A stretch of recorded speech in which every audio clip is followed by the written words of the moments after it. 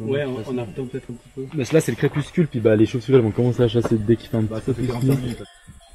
En partant du nord de l'Europe, les oiseaux migrateurs, s'ils vont en Afrique, ils ont plusieurs obstacles à passer. D'abord les Alpes, la Méditerranée, puis après le Sahara. Pour traverser cette grosse chaîne de montagnes des Alpes pendant leur migration, ils essaient de passer par des cols et puis des couloirs, évidemment, pour pas devoir affronter les hautes montagnes, mais passer entre deux, quoi. Donc les oiseaux sont canalisés dans ce couloir, ils arrivent sur le col ici, puis après en passant le col, ils ont la vue sur le lac Léman et ils peuvent partir direction sud.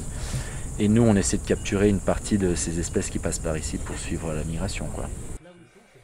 Les oiseaux débouchent en fait ici dans le vallon et ça fonctionne comme un entonnoir. Et les oiseaux, surtout par vent contraire, donc, vont baisser leur altitude de vol. C'est là qu'on va pouvoir les capturer. Donc ils vont passer au ras du col et c'est là qu'on les capture.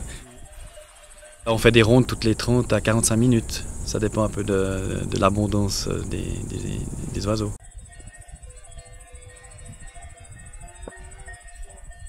Souvent, il y a quelques chauves-souris qui se prennent en début de nuit. Et là, donc, on essaie de les sortir le plus vite possible parce qu'elles sont capables de se sortir elles-mêmes en mordillant les mailles du filet.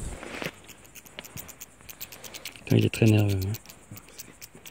Les chauves-souris, elles se retrouvent ici aussi parce qu'il y a une migration d'insectes ici sur le col. Donc, on a pas mal de chauves-souris qui profitent de cette concentration d'insectes. Donc, c'est pour ça que c'est un passage un peu obligé pour elles ici.